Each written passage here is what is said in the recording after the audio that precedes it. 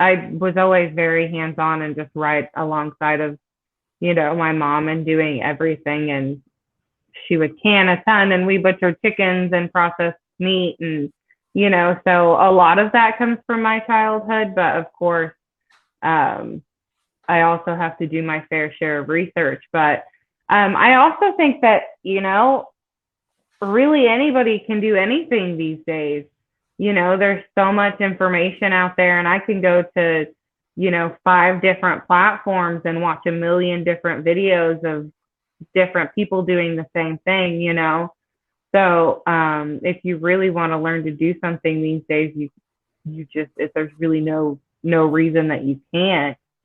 I think that's why like I get so excited to try new things, because it's like there's just a world of possibilities out there, and it's all right there at your fingertips. So I'm like, you might as well take advantage of it. Inside of the city, the people are crazy, out of their minds, they ain't got a clue. We gone away, headed west for Montana, left family and friends, all I got now is you. We both got new jobs, a house and a homestead, thinking this was the life, all that there'd be. After our firstborn, you had to stay home. That's when the work got in the way for me. Well, I started farm hop life. We'll come to your farm to help and to wander. Me and the family, a truck and an RV. Send us a message and there will be. This is the Farm Hop Life podcast, a traveling homestead family. I'm Matt DeRozier. Tonight my guest is Jess of Living Tiny Homestead on TikTok, where she promotes living simply and within your means, just ditching the idea of needing expensive things to be happy. How's it going tonight? Oh, great. Wonderful. I have kind of the dream life, so nothing that I can complain about out here. Besides the cold front that's coming in, give me a minute to complain about that. Do you ever get stressed about anything? Um, Honestly, my husband being on the road so much is incredibly stressful. Homeschooling 4 kids and, doing the off-grid thing, dishes outside and the outhouse, and it is a lot, but all working towards that end goal, so I'm just kind of doing my part for now until he can be home more. Sure.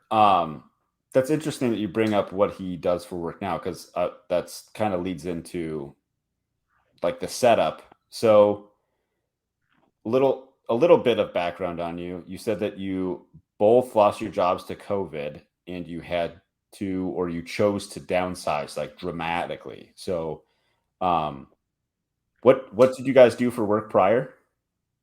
So we were actually both in the restaurant industry. We met at a Chili's, 12 or gosh, 12 years ago. And yeah, he had actually been at that Chili's for 22 years, and I had been there for almost 10 years. And it just overnight, our jobs were just gone. It was the craziest thing. Dang. So, yeah.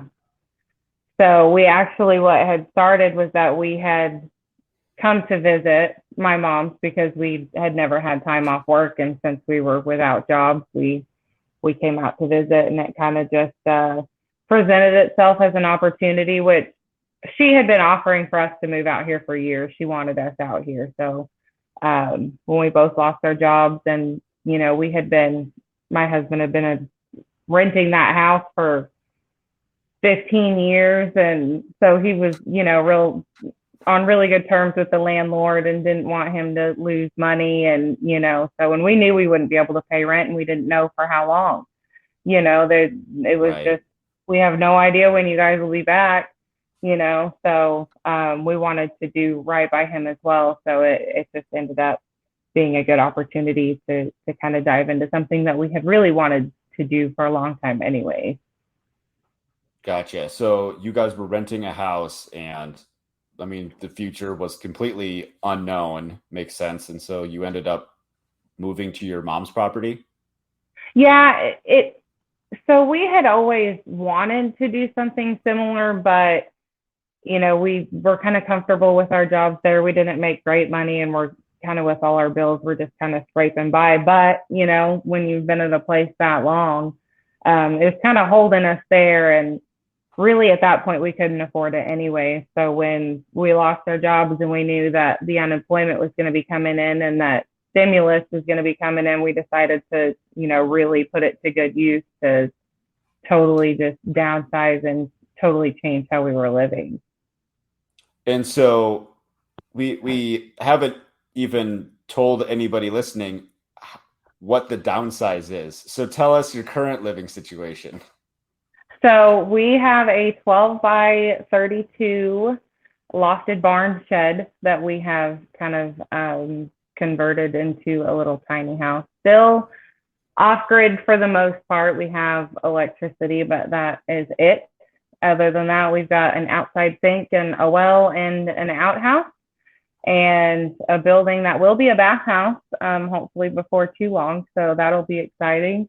But yeah, we're just kind of saving and adding on as we can until it's done, however long that may take. That's awesome. So how long between So I've had someone that lived in a tiny house or lives in a tiny house on before, but never a shed, and never like a really like, I wouldn't even call it a shed anymore. It's just like a home now for sure. Right. Yeah. So from the time you gave up renting the house, how long until you guys did the shed thing? Oh, immediately. So we were here in Tennessee and went to just look at the sheds because we had driven by like a roadside place. And we ended up finding out that it would only be like $350 to get the thing in our name and get it put on the land. And that was really what we needed was a roof, because, camping, hello, we love it. It was warm. So that was the most important thing was just, my mom let us stay here for a couple of weeks while we waited for the shed to get delivered. But for the most part, it was like immediately we were in that shed. So I would say it was probably a couple days after they moved it in that we were like fully living in it. Nice. So it's really, the turnaround is only like a couple of weeks then from the house to the shed. It was, yeah, I would say what really, because to me, those sheds as they are not really livable as far as like the second story loft is so small. Yeah, it's very bare bones for sure. Yeah. So really what made the difference was my husband raising the roof up. I don't know if you saw, like he did the addition upstairs, just like a 4-foot headroom. It makes it to where you can stand up and move around. And so to me, that was what made it more like a house and less like a shed. And that took him he did it by himself. That took him probably 2 or 3 weeks after the shed was delivered. And it was like we were living in it and the roof was totally off some nights. And, we definitely got rained on and had a good laugh about that. And so it's just been it's just been, the best adventure anybody could want, it's been very cool. I suppose after all of that, not a whole lot would get you stressed after losing your jobs and then giving up the house you've been in for the last 15 years and then now this and getting rained on and it was whatever, it's all good. Such a whirlwind. Like it's you hear about people just picking up and doing it, and it was like we decided we were going to do it, and then like a couple weeks later we did it. It was crazy. That's pretty great, man. That's I was just trying to think. It's like you've done tours. You've done quite a few tours of your place. And Mhm. we'll definitely have links to that down below. But so did you guys do any gardening or any homestead stuff at your house prior to? So yeah, so I was raised on a farm my entire life. Like Oh, it's cool. something that's always kind of just been in my blood. I grew up like on an actual farm, horses and cows, and then when I got a little older we had, more of a homestead, but with, pigs and goats and chickens. And my mom did just had the most magnificent garden that you've ever seen. Like we had just the most beautiful little farm growing up. It was perfect. And then after high school, kind of got out of the country and found myself stuck in the city, and then had a good reason to be stuck there because I met my husband, and luckily, that was something that he kind of wanted to do as well. So I knew that I would get back to it someday. And even there where we were in the city, we had a pretty good sized garden, so we did what we could there where we were, but it was definitely not at all what we really wanted to do. Sure. And so what you have going on now is what you want to be doing. That's where you want it to be.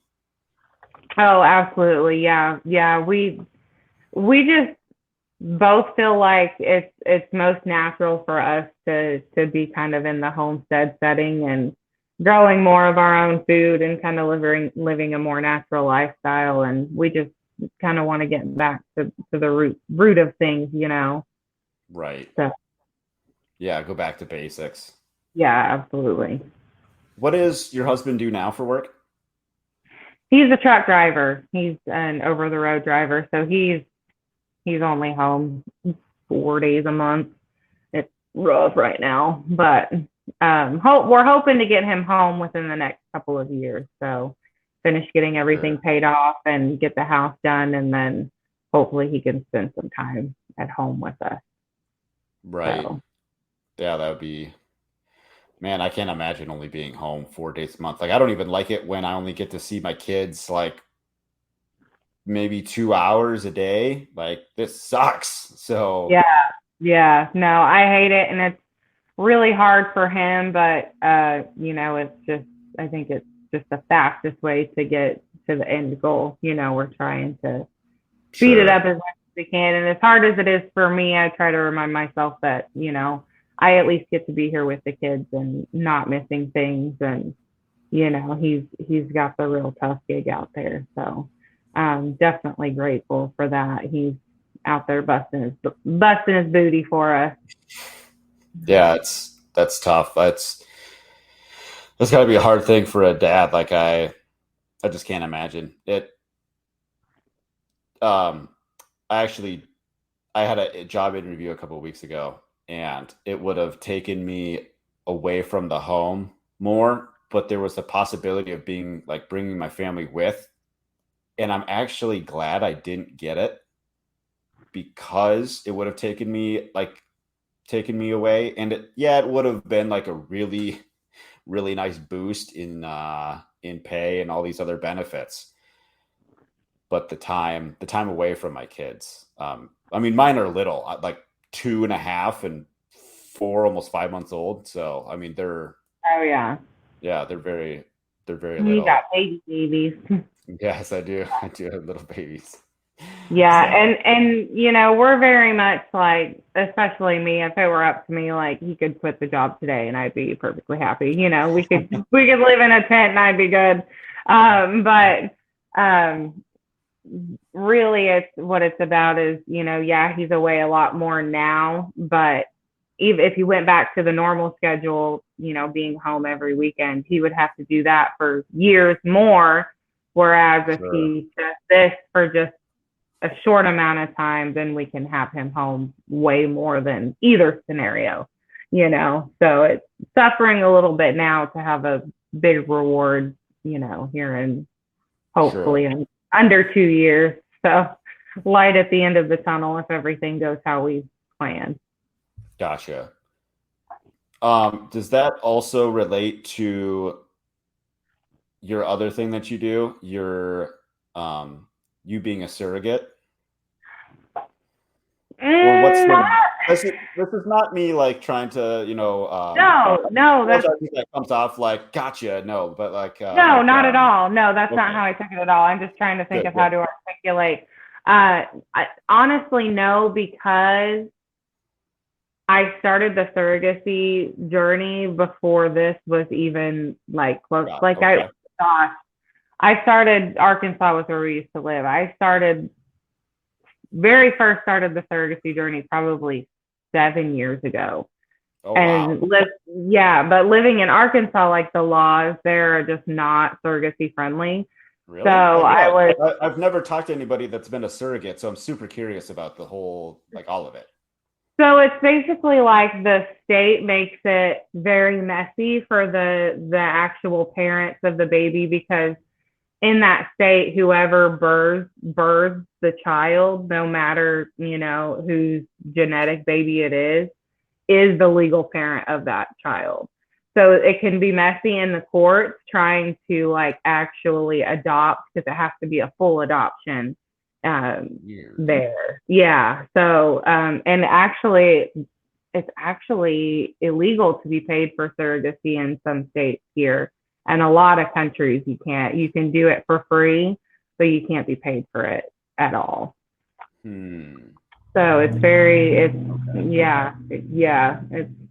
different everywhere, but some states are definitely more surrogacy friendly. So when I moved here to Tennessee, I decided to kind of try the process again here in Tennessee and ended up just finding the most perfect couple. And I met them in 2020, matched with them in like a surrogacy group on Facebook. Oh, And we started the whole process and then COVID happened, and they had to basically stop. And for me, I thought that was kind of just the end of my journey. I was at the point where I was like, if it doesn't work out this time, it was probably just not in the cards. sure. Well, when it didn't work out with them, I kind of just called that good, but we kind of stayed friends and got to know each other. And then last year, she reached out again and said they were ready and that there's nobody else that they would want. And it was Hmm. kind of an easy. Honestly, if it was anybody else, I probably would have said no. But for them, I was like, all right, definitely. Sure. By then I wanted it for them so bad because I felt like at least the mom, I don't speak to the dad directly, but I Sure. always kept touch with the intended mom and we became friends. And so it was an easy decision for me. So How did you get into being like even wanting to be a surrogate? What you said 7 years ago? Do you just like being pregnant? Like you just like is it easy for you? Or because a yeah, lot of people exactly. not fun. Day one, Yeah. not fun. Yeah, exactly. I loved it. I loved being pregnant and it sounds crazy, but like I had home births with my last two. And so like I loved the whole childbirth experience and thought it was so empowering. But after my last one, before I had my fourth, I probably would have had at least one more.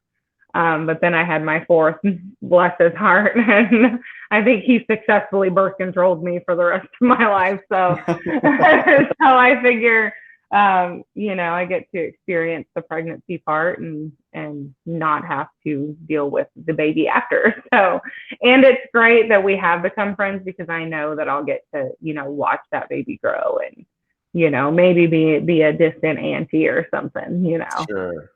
So. Um, so I'm sorry if I missed it. Have you been a surrogate before this couple, or this is the one and only? No, this is the only. So I had started the process with an agency, but never matched. So Gotcha. this is Okay. the first couple that I've actually like started and gone through the process with. And you found them on your own through the Facebook group? Hmm. So Yeah, there's there's not a even an group. agency involved? No, I decided to not use an agency because they charge the intended parents so much money, like it's highway robbery, in my opinion. Like it's, and Sure. they don't do much. So for me, they're already having to pay so much, for embryos and transfers and traveling and all of that stuff, plus paying me. I thought if I could, find somebody that I felt comfortable with and could save them the money, then I definitely wanted to go that route. So, and it worked out great because it has just, um, she's very knowledgeable about the process. So I haven't had to do anything, and she's covered every little thing, and everything's just taken care of. So it's been amazing. Do you feel comfortable giving people an update on the process so far? Yeah, so we had our first embryo transfer attempt back in May, and that failed. So we went back. I went back to Hawaii for another attempt back in the beginning of October, and unfortunately, that pregnancy did not progress either. So they are now, I think they're going to have some new embryos made, and we do plan on trying one more time. I really would try however many times they want me to try, but I also, if the third attempt doesn't take, I would understand them, wanting to find somebody else, or, just, seeing if there's another option they want to pursue. So it's all legal and contracted, and so but I'm kind of leaving it up to her. If she decides she wants to try more than we're contracted to, then I definitely will. Sure. Sure. That's a hard thing. What I mean, I'm sure there's a lot of, a large variety of reasons, but any guesses why the embryo failed the last two times? So everybody is pretty sure and has been very reassuring that it's most likely just not strong embryos. Hmm.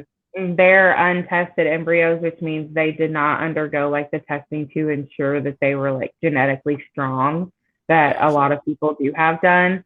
Um, so everything they said looked just perfect on my end. So like my fertility doctor there in Hawaii told me even before that last transfer, she said, I don't want you to take it personally if this doesn't take, because we have a suspicion that the embryos just might not be as strong as we want. So and the fact that at least one of them did implant but just didn't grow like it was supposed to makes me think that that was most likely just something genetically not quite right in there.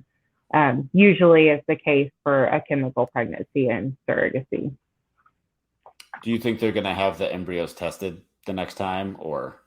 I'm not sure, honestly. I don't know. And honestly, like I wasn't even sure of their reasoning for not having them tested last time. Like I didn't really ask. Um, so I'm not sure. Like I said, I'm just,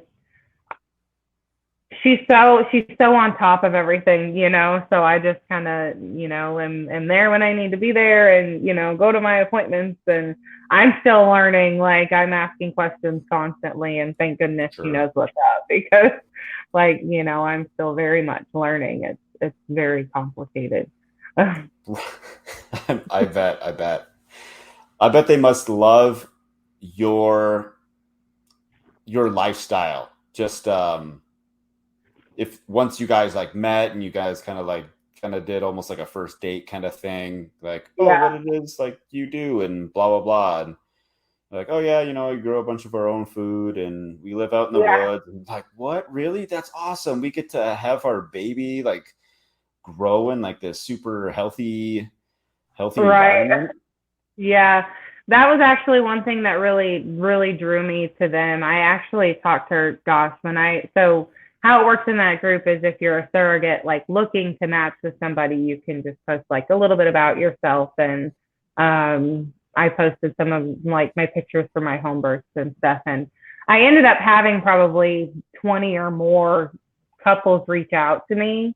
And talked with each of them for a while, and she was the very first person that I had talked to, and I ended up just, I really clicked with her, and that was one reason why, was that not a lot of people are super comfortable with, that off-grid kind of lifestyle, because a lot of people just aren't educated on it, like, I don't know if you see any of the comments I get. It's proof that a lot of people are not educated on it. I get a lot of really hateful and just ignorant comments, and so about being off grid, just in general, or being off grid and pregnant.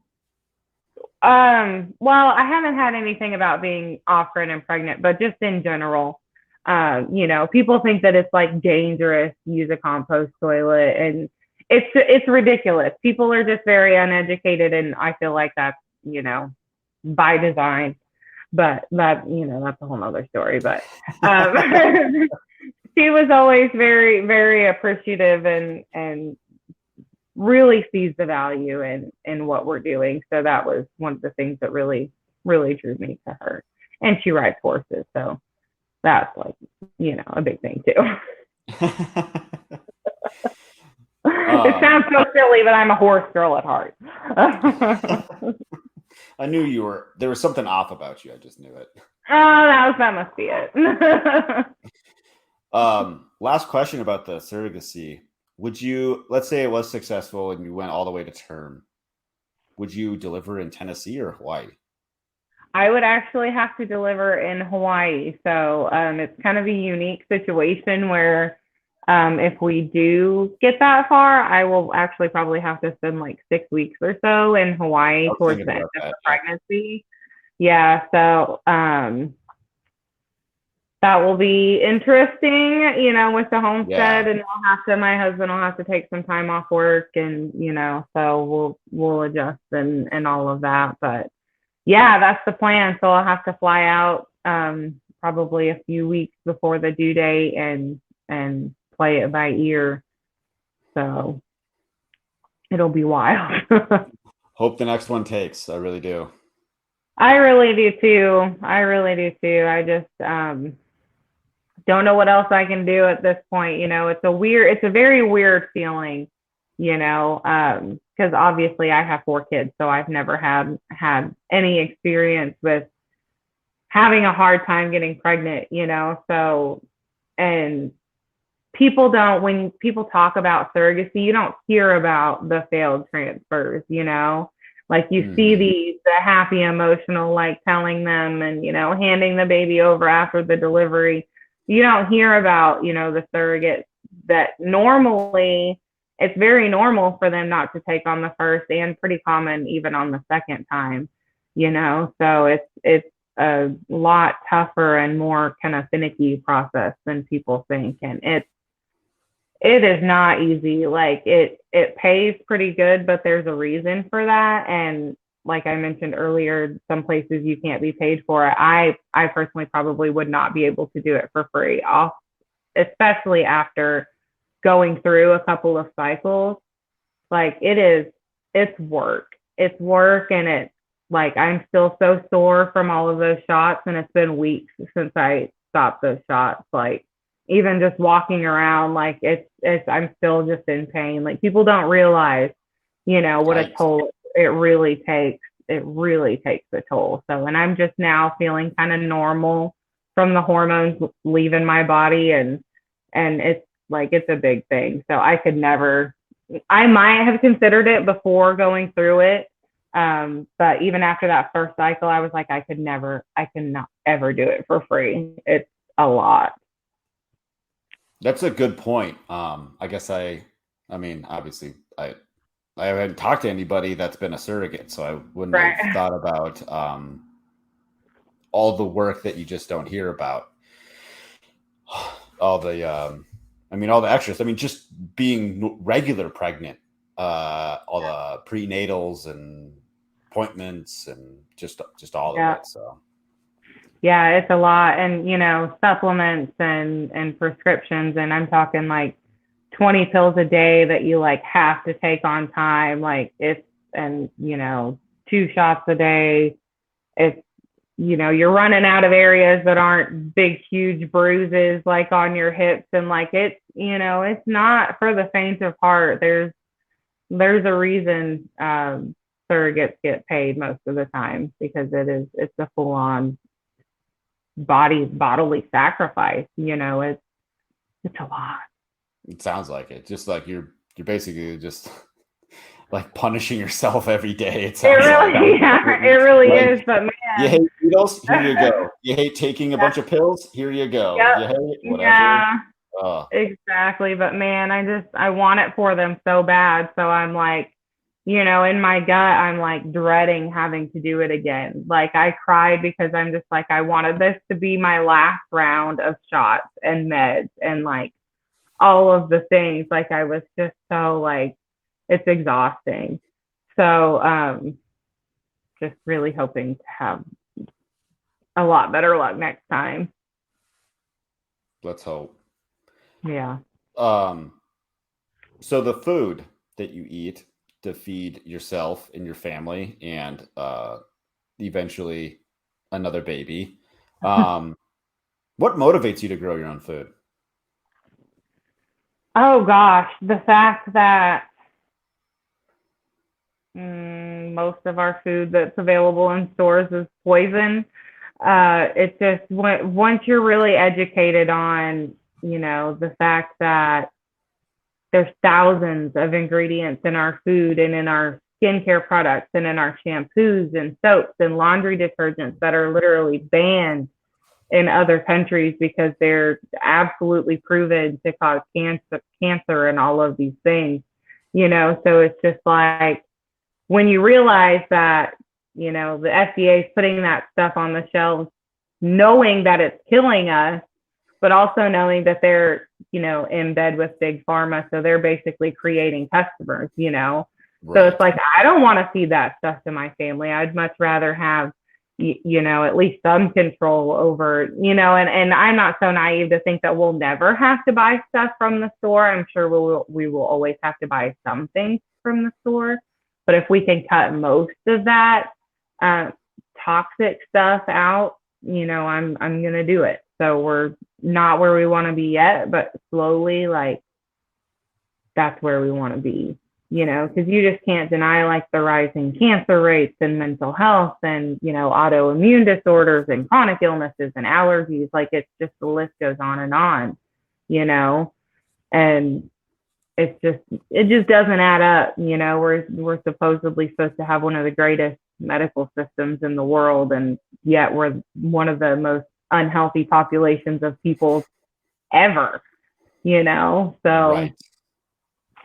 it walks like a duck and talks like a duck. So I think it's just, you almost have to these days be really aware of everything, So there's not a lot of food left in the food, Yeah, it's all pumped full of whatever and not a whole lot of nutrients in there. Yeah, exactly. One thing that's super easy to explain to people, like show them, is strawberries. Everyone loves strawberries. I don't know anybody that really doesn't love a strawberry. And like, just look at the tops of strawberries. Like, why are they white at the store versus no white when you grow them in your garden and like when you cut them in half? Well, it's because from what I've seen or heard, like they wrap them in nitrogen or something. They treat them with nitrogen. So they pick them white and then they nitrogen treat them on the way to the grocery store so that they ripen by the time they get to the store, essentially. And so that's why they basically look like trash when you cut them open and eat them in comparison to homegrown strawberries. Yeah, can't even have real strawberries, dang it. Yeah. No, it's the same though. If it's the same with meat from the store versus like homegrown meat, the difference in, like we butchered chickens last year and it's just like it's totally different, What kind of stuff are you doing right now? So like, what kind of garden do you have? Do you make anything inside the home like soap or bread? And do you have any other livestock?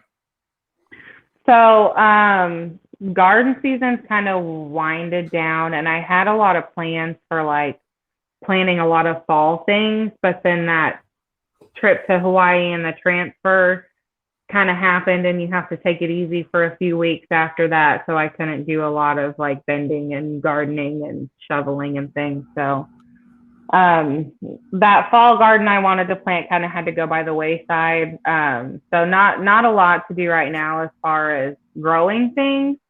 So I have been shifting a lot more towards baking and bread making, and I love baking and making pretty yummy things. So kind of dabbling in making cakes too, decorating, So I crochet a lot in the winter when there's not as much to do outside. So I've got a few little things that I like to kind of dabble in when I can't be outside in the garden. It's not preferred. I definitely think would rather have the warm weather that I can be outside doing things, but if I have to. Yeah, I absolutely agree. The warm weather is better. Even cool weather is fine. I forgot to, or I completely neglected the crap out of my garden this year. I mean, every little thing I should have done, I basically didn't do. And so right now, my tomatoes are still outside with snow on them. That's so funny. So, what are you going to do?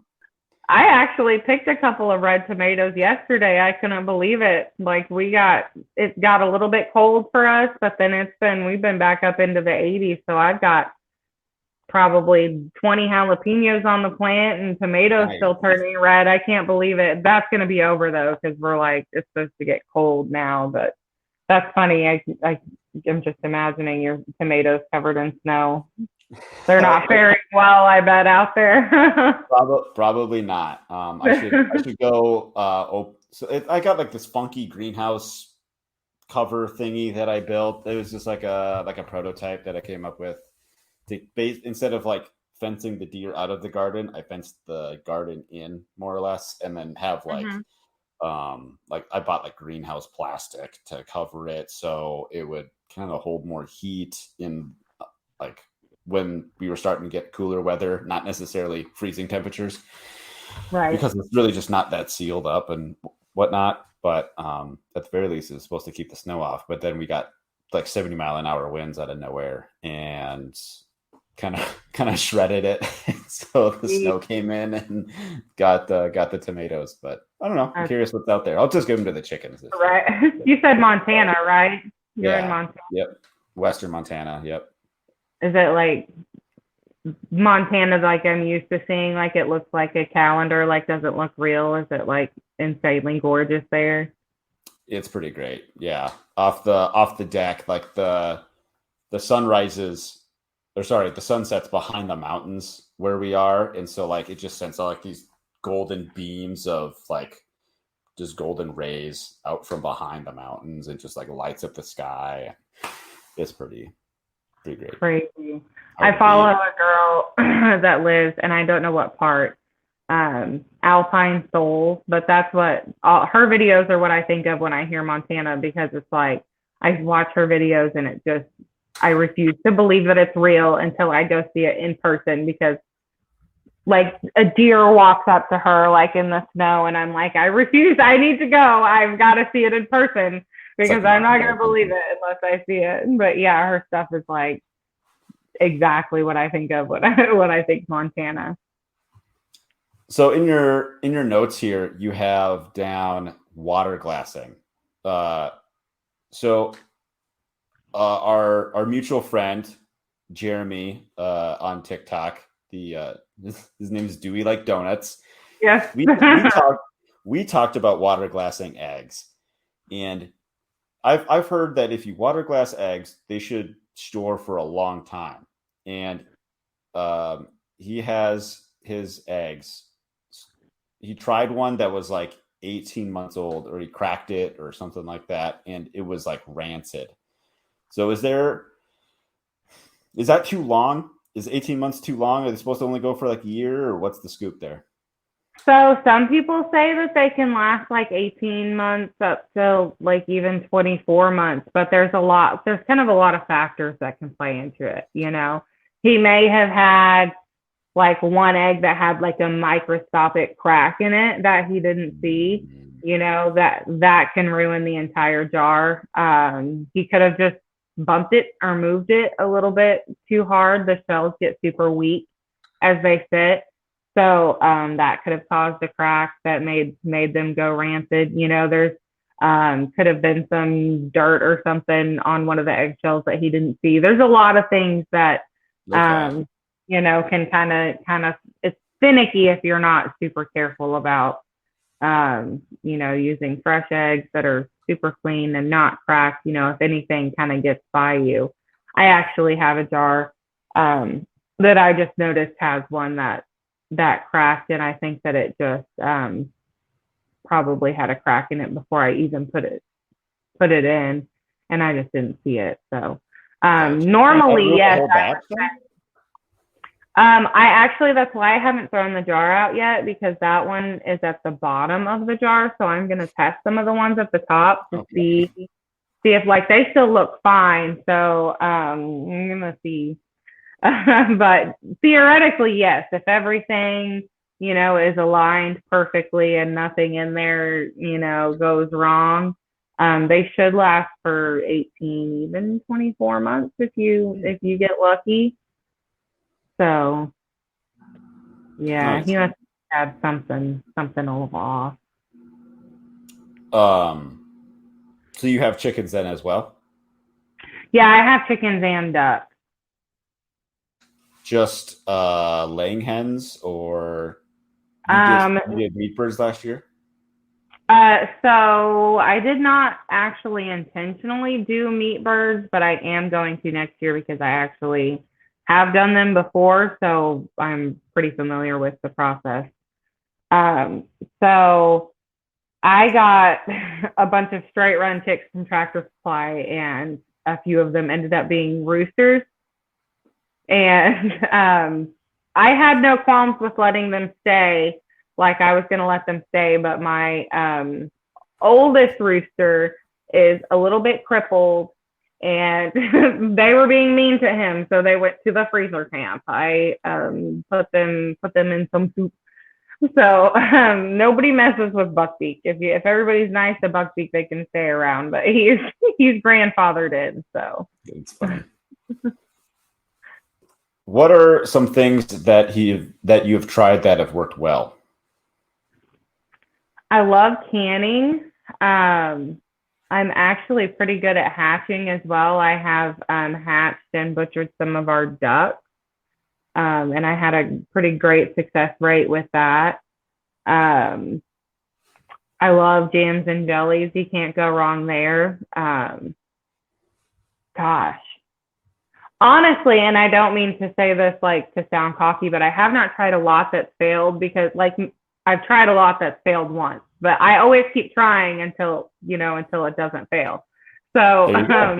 overall, I haven't failed on a lot, you know, like I've had jellies that don't set, but you know, I just try again and figure out what was wrong, you know, stuff like that, you know, nothing that I would really call a failure yet, but we're still early in the game, so I know that that's going to come.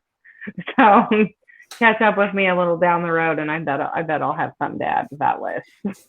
I was gonna ask if is it beginner's luck, or you've done a bunch of research and so you know how to do these things well in advance, or what's your tips? I think that it's a mix because, like I said, I do have a lot of experience with some of it. I was always very hands on and just right alongside of, you know, my mom and doing everything. And she would can a ton, and we butchered chickens and processed meat. And, you know, so a lot of that comes from my childhood. But of course, um, I also have to do my fair share of research. But I also think that, you know, really anybody can do anything these days. You know, there's so much information out there, and I can go to, you know, 5 different platforms and watch a million different videos of, different people doing the same thing, you know. So if you really want to learn to do something these days, you just, if there's really no reason that you can't, you know. I think that's why, like, I get so excited to try new things, because it's like there's just a world of possibilities out there, you know, and it's all right there at your fingertips. So I'm like, you might as well take advantage of it. What would you say has been the biggest challenge you've faced so far? Oh man, I think it's been in our heads expecting to get to our finished product faster.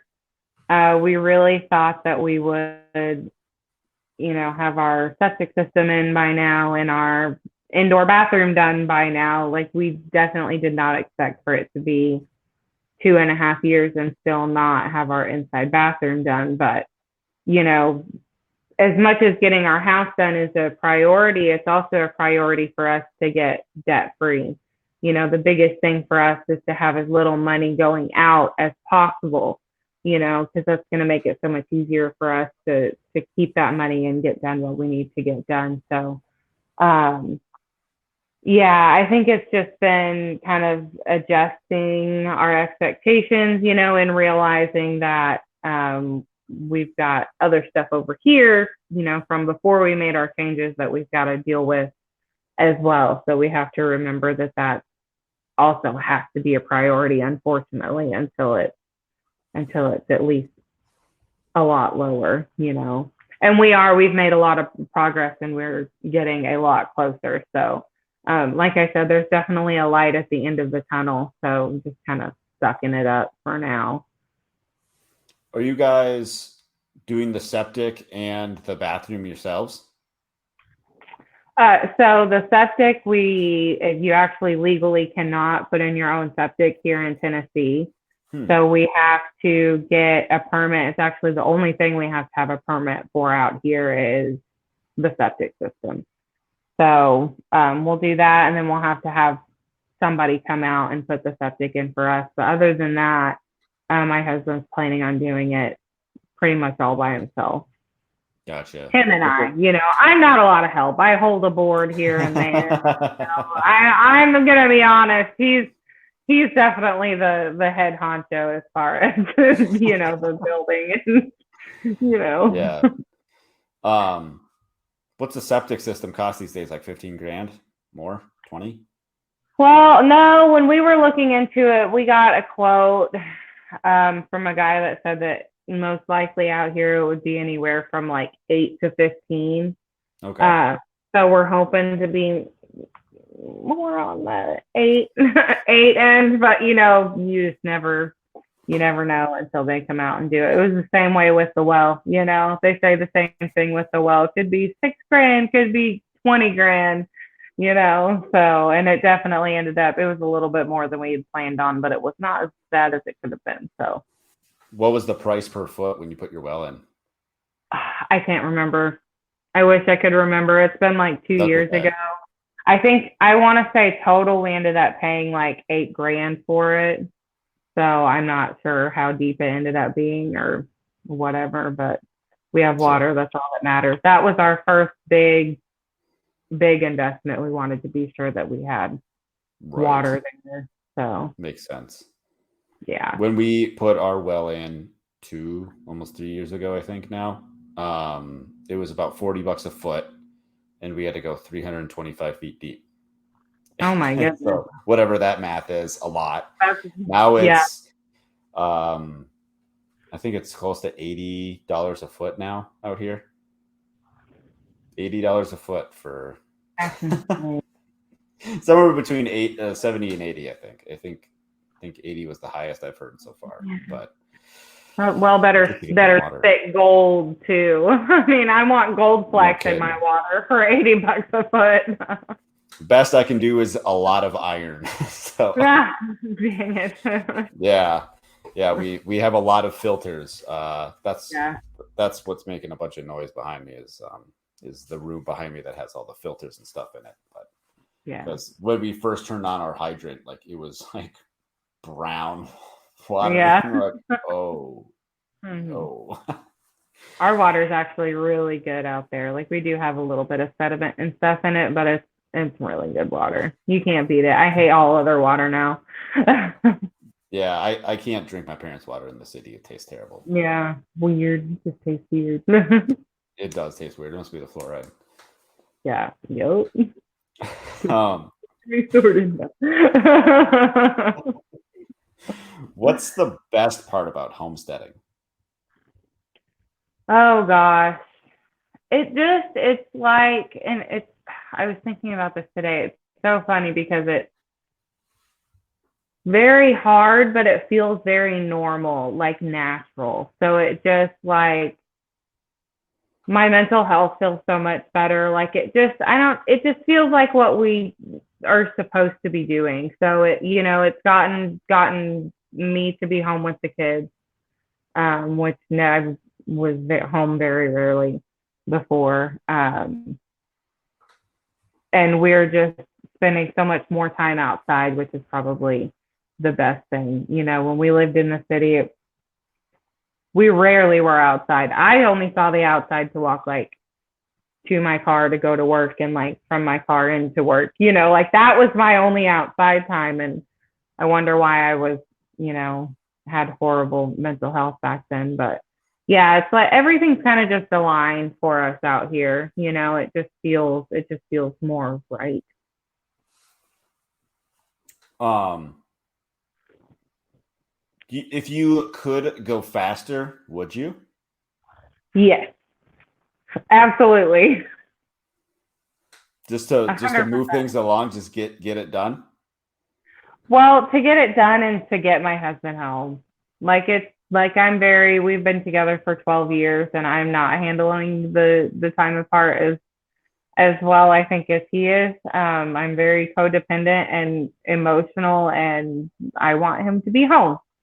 So that would definitely be because it's a little sucky in the winter sometimes, but other than that, like I really don't mind our setup as it is. My biggest motivating factor would be just getting him home.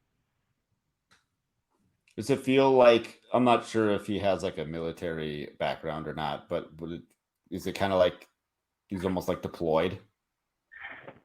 Yeah, he doesn't have a military background himself, but I actually think about this often because um, it's just like however long he stays at this job or on this schedule, like I did the math today, like he's only home around 60 days a year, and I don't know how. I know military has like really long stints that they're out, but I Right. know a lot of them come home and they get to stay home for a while. Like, he's gone for a month and it's, on the fourth day he's gone, so it's like he just gets home just to leave again. Like, and it's I really thought that it would get easier as time goes on, but it's just as time goes on, I want him to leave less. Like it just feels so wrong for him to not be here. It just I never really understood, and it sounds so corny and stupid, and I can't believe I'm saying this, but people call their spouses their other half, and never truly understood that until like he left, and I truly do just feel like incomplete without him here. So if I could, I would do dang near anything to get him home a lot faster. I think the difference is that you actually enjoy each other's company versus people that are married that don't. Um, Yeah. like I said, I get to go home, not to like rub it in your face or whatever. I get Right. to go home every Brag evening, about but it. but my wife calls me on my lunch break every day, tells me how the morning's going, and what's like. Usually, it's like how our 2-year-old is acting up, and things like that. But because we enjoy each other's company, like it's just we want to be there and like involved in each other's lives. It's not like, okay, yeah, you go do your thing, and I'll be over here. See you when I see you. I guess. Right. So, And that's the norm these days. Like, I feel like it is. And I really am very proud of, having a different kind of marriage in this day and age, having a marriage like you do and like I do with my husband. Like, it's so rare these days, and the fact that I found that and he's out freaking in a semi for 4 weeks at a time, it's like, cruel universe. But, you know, trying to put on the happy face, and he wouldn't be doing it if he didn't know that it was the best thing, so I'm sure I he's like explored every option to be like, as much as it sucks, this is the best. This is the best we can do for the time being. Yeah, So, exactly. And like I said, knowing that what he's doing out there is so hard, like, I figure the least that I can do is like respect that decision, and just trust that it is the best thing, because right. he's the smartest person I know. So if anybody knows what's best, it's definitely him. So I'll just do my part until we finally get him home. Yep, that's gonna be. I wish you both luck. It's tough. We had to stay in the NICU earlier this year, and it was after 7 weeks. Thank you. It's yeah, it by like week 5 or 6, we were just like, and we were, I got to see my wife like every other day, but she was like, she basically didn't leave the hospital. So, and we've got some friends going through it right now, and we're like, we kind of like, we didn't really tell them what to expect, because there is no like prepping somebody for what you're going to go through. You're just going to have to go through it, and it's going to suck. There is no, Oh my God. you know what I mean? I mean, Yeah. if friends of yours had to go through a situation like you're going through now, I mean, there's no, there's not a whole lot you can prep them for. No. It's just terrible to be away. I actually, and it's nothing like 7 weeks, but we had like a 9-day stay in the NICU with my second son. And so just experiencing that 7 weeks, like I could not even, gosh, it's exhausting. It's even 9 days was freaking exhausting. I can't even imagine how you guys were feeling. That's insane. I'm glad you guys feel like we got it easy. Yeah. Oh, yeah. I feel like we did anyways. Yeah, our son, he was in the NICU for 10 days. And so there was always for both kids. So my wife is high risk. And so like NICU was always like, that's probably how we're going to go. And so, 10 days, we're like, okay, we went home after 10 days. And then with our daughter this year, we thought, oh yeah, we'll go to the NICU, but maybe a week, maybe. Boy, I'd be surprised if it would be 2 weeks. And then she just was kind of tiny and wasn't eating, and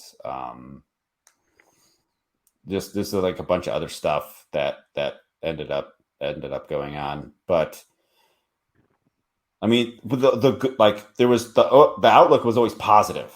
Like, we're going to go home. We just don't know when. Whereas other people in the NICU were like, not sure when or if we get to go home.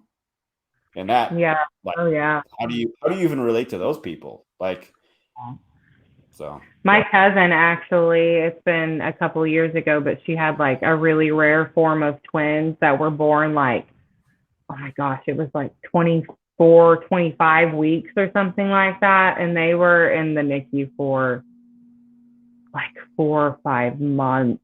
Like, they were like, it was insane. And like hours away from where she lived. And just like, how do you get through something like that? I like to think I'm that strong of a person, but realistically, I'm probably not. Like, I don't get it. Yeah, it's with our friends that are in it now. Like, they're in the Ronald McDonald House, as were we, and they're like, I got talking to the dad, and I'm like, so how you doing? He's like, holding in there. I'm like, no, how are you doing? And he's like, I'm sore from sitting in these chairs all the time. The food, the food sucks. It's loaded with carbs, which is not their diet. And Yeah. he goes, so then they're going out to eat a bunch, which is a huge, because they're 4 hours, maybe 5 hours away from their house. I don't remember specifically. So Yeah. they're not going home. Right. So they're just spending tons of money, and I'm like, yeah, the Ronald McDonald House does the best they can, and they just make it like tolerable, not necessarily comfortable. But like, what else are they gonna do? Like they don't have an unlimited budget, so Yeah. Yeah, for sure. That's my cousin actually stayed at the Ronald McDonald House too. So they do great things, but I've also heard exactly like you say, it's just very like, basic, like basically just the best they can do. So it's great that you guys had that option though. yeah. I mean, we're only like 45 minutes away. So like my wife I can't remember if it's like a time thing or a miles thing. I think it's a miles thing. So like if you're under a certain amount, you're not eligible to stay there. Right. But we were over that limit, and so she got to stay there, and I would stay like every other night or something like that while still working. And yeah, it was kind of a messed up situation. But I mean, again, we compared to a lot of people, we had it very, very easy, but it still sucks. So Right. Yeah. No, that doesn't make it any easier for you. That's like, yeah, no, it does not make it any easier to know that other people had it harder. It's still your hardness is very valid. yeah.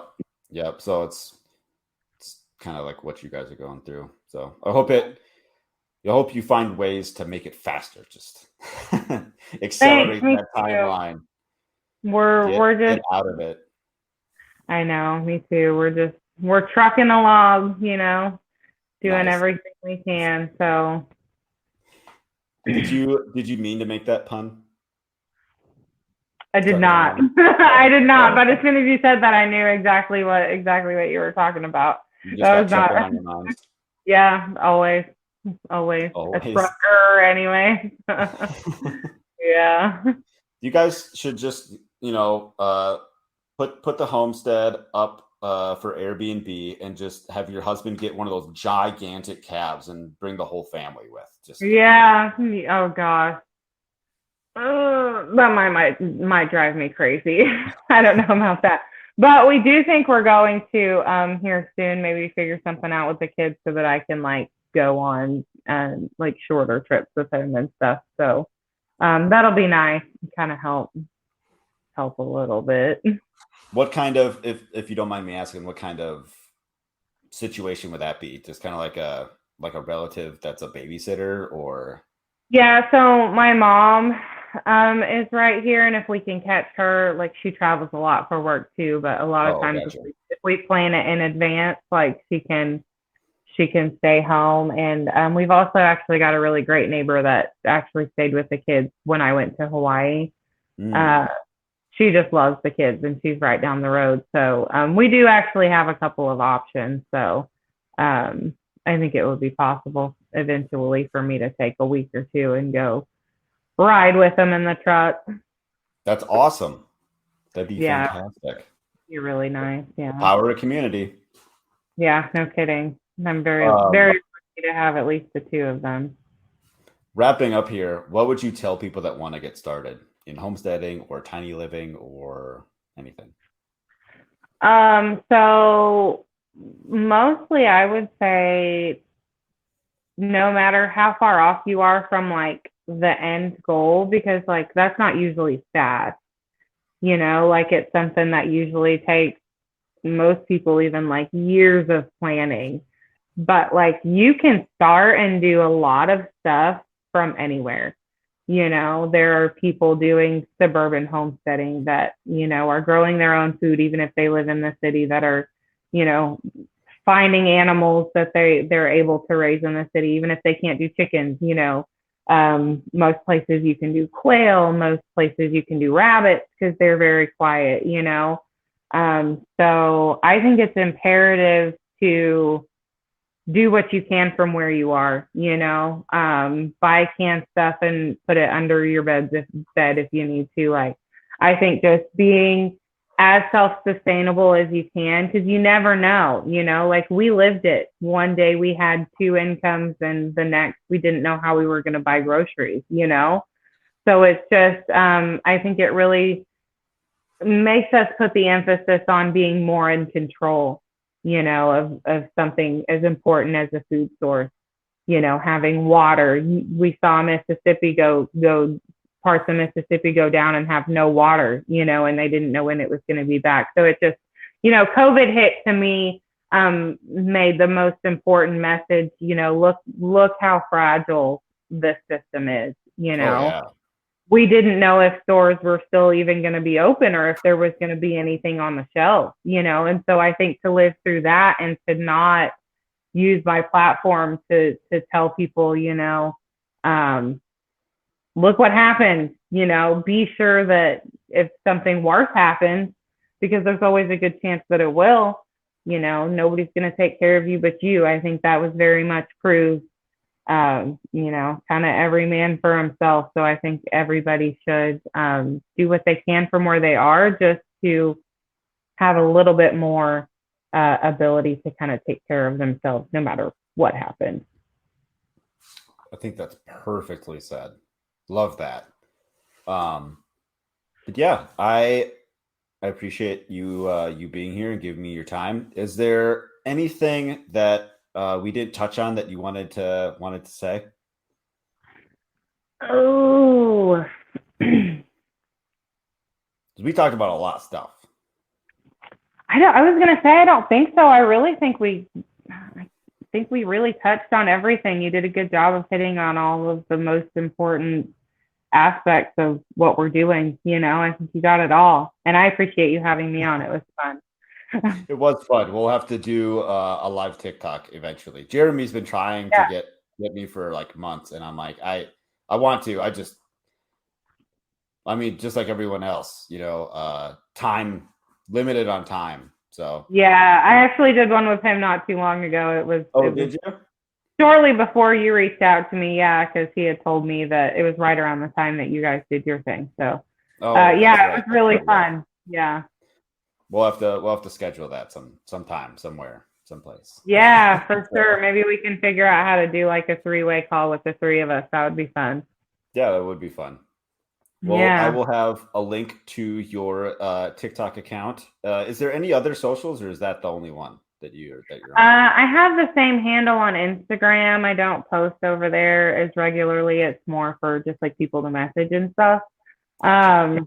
So I would say mainly, you know, most of the good stuff is there on TikTok. All right, awesome. Sounds good, Jess. Thank you again for being with Thank me you today. so much. It was nice to meet you. Good to meet you too. Good luck. It was great meeting Jess and learning more about how she operates her homestead, working towards being debt free, and producing more of her own food. And honestly, very inspirational just to sell the house and just go live in our future travel trailer. Quit trying to have your foot in both rooms, just do it. But that's just, you know, personally what I got out of that. Thanks for watching, everyone. Leave a comment, like, subscribe, and most importantly, share this video. You can use Fountain FM podcast player, get paid in Satoshis just for listening. Other podcast players work too. You can find us everywhere. Visit our website, farmhoplife.com. Sign up for an email list or Telegram channel to be notified when new videos, interviews, and podcasts are available. We are on YouTube, Twitter, Instagram, TikTok, MeWe, and Float. Email me anytime, matt@farmhoplife.com. Go to farmhoplife.com/20x23 to learn more about our 20 by 23 project, where we're going to visit 20 homesteads in the year 2023. I'm always looking for new people to interview. If you want to come on to talk about homesteading, farming, food security, homeschooling, regenerative agriculture, alternative building methods, or something else, shoot me a message, farmhoplife.com/guest, or suggest someone else to be on the show. But don't fill out the form for them. They have to do that. And go feed yourself. Inside of the city, the people are crazy, out of their minds, they ain't got a clue. We gone away, headed west for Montana, left family and friends, all I got now is you. We both got new jobs, a house and a homestead, thinking this was the life, all that there'd be. After our firstborn, you had to stay home. That's when the work got in the way for me. Well, I started farm hop life. We'll come to your farm to help and to wander. Me and the family, a truck and an RV. Send us a message and there will